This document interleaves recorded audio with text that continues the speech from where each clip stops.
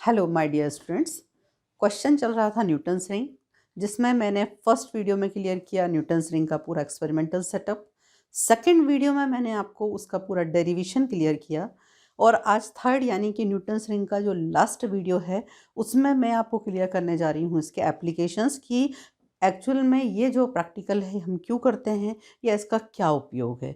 तो जैसा मैं आप लोगों को बता तो चुकी थी कि इसका जो पहला और मेन इम्पॉर्टेंट जो आप कहना चाहिए एप्लीकेशन है जो आप जनरली लैब में भी करते हैं, वो है क्या फाइंड आउट करना, लैम्डा फाइंड आउट करना यानी कि वेवलेंथ फाइंड आउट करना। ठीक है, इसके लिए मैं एक न्यूमेरिकल की हेल्प से आपको बता रही हूँ कि मान लो आपको दिया है कि जो डायमीटर ऑफ फिफ्थ रिंग है ना, यानी ये आपका जो सेंटर है ये है डार्क 1 2 3 4 और ये हो गया 5। ठीक है, तो डार्क के बाद क्या आएगा, ब्राइट। तो ब्राइट डार्क के बाद आया क्या आपका ब्राइट, फिर आया आपका डार्क, फिर आया आपका ब्राइट और फिर आया आपका डार्क, है ना।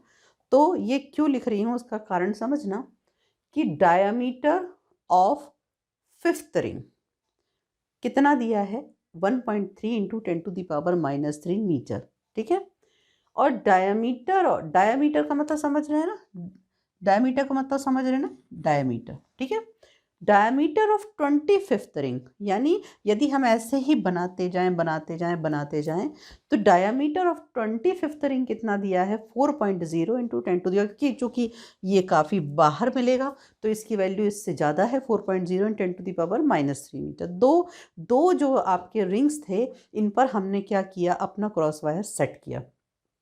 रेडियस ऑफ कर्वेचर कितना दिया है 1, यानी जो आप सेटअप यूज़ करते थे ये आपका, तो इसमें ये जो जिस स्फीयर का जो पार्ट होता था ये इसका जो आर होता था ये कितना दिया हुआ है 1, ये गिवन है 1 मीटर। ठीक है, पी की वैल्यू बात मैं अभी कर नहीं रही हूँ, पी क्या है ये भी नहीं बता रही हूँ, लेमडा जो है आपको फाइंड आउट करना है। ठीक है, तो गिवन क्या क्या है, फिफ्थ रिंग का डायामीटर, 25th का डायामीटर, आर गिवन है, पी की बात कर नहीं रही हूँ अभी फिलहाल, है ना। और फाइंड आउट क्या करना है अपने को, लेमडा।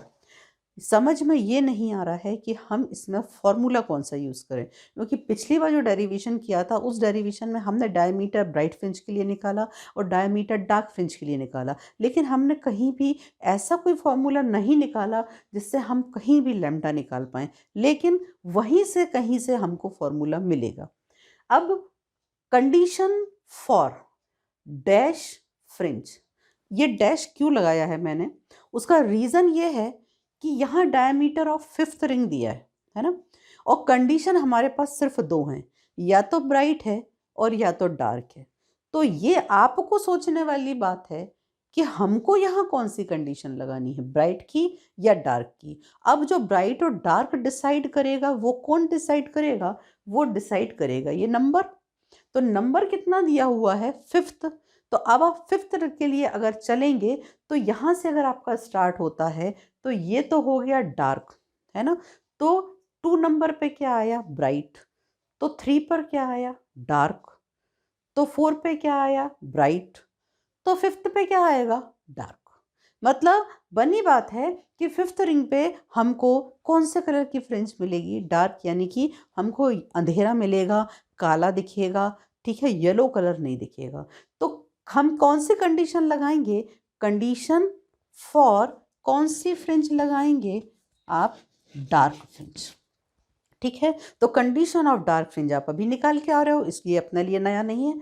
dn² कोई मैथ्स का सबसे पहला प्रिंसिपल स्क्वायर रूट को हटाना, स्क्वायर किया, dn² 4n लैम्डा, ये आप पिछले वीडियो में ही आपने इसको फाइंड आउट किया है।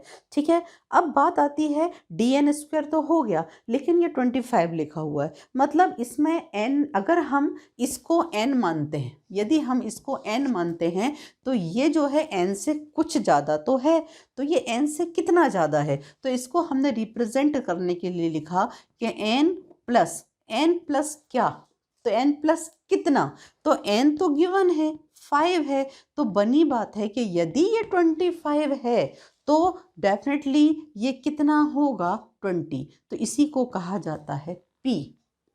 p मतलब इनका डिफरेंस कितना है, तो ये p जो है दैट इज 20।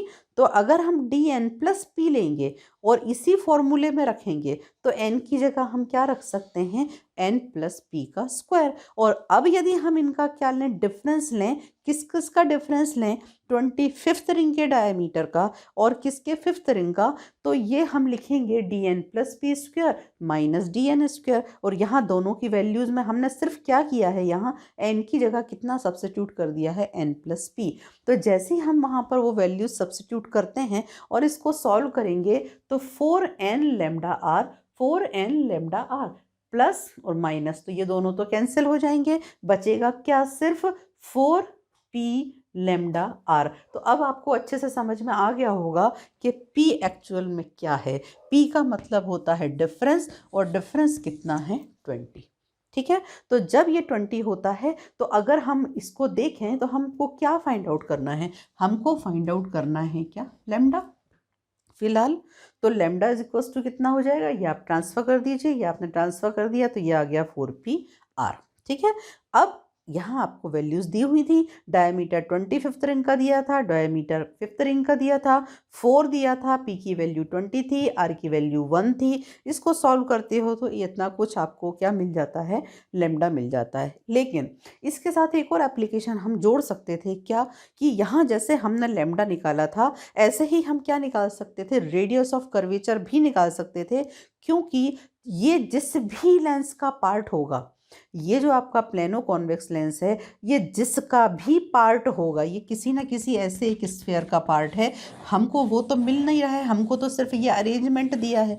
तो यदि बाई चांस कभी ऐसा होता है कि कोई एपरेटस आता है और उसके साथ बाई चांस आर नहीं लिखा है, तो आर आप फाइंड आउट नहीं कर सकते। तो आर आप फाइंड आउट कैसे कर सकते हैं, आर हम फाइंड आउट भी इसी फॉर्मूले से कर सकते हैं। कैसे कर सकते हैं कि जैसे आपको यहाँ लेमडा निकालना था तो आपने लेमडा को सेपरेट किया, वैसे ही यदि आपको आर निकालना होता तो आप क्या करते, इसमें से किसको सेपरेट करते, किसको बचाते, सिर्फ आर को बचाते, बाकी सबको ट्रांसफ़र कर देते। तो यहाँ पर इस समय क्या हो जाता, लेमडा, और डेफिनेटली उस समय आपको न्यूमेरिकल में लेमडा गिवन होता कि लेमडा इतना है ना। तो कुल मिला के अभी हमने दो एप्लीकेशन देख लिए इसके, कि एक तो हम लेमडा फाइंड आउट कर पाए और दूसरा हम क्या फाइंड आउट कर पाए, रेडियस ऑफ कर्वेचर यानी कि आर। ठीक है, इसका जो तीसरा एक और बहुत इंपॉर्टेंट जो एप्लीकेशन है वो है म्यू यानी कि रिफ्रैक्टिव इंडेक्स फाइंड आउट करना। उसको भी हम न्यूमेरिकल की ही हेल्प से समझते हैं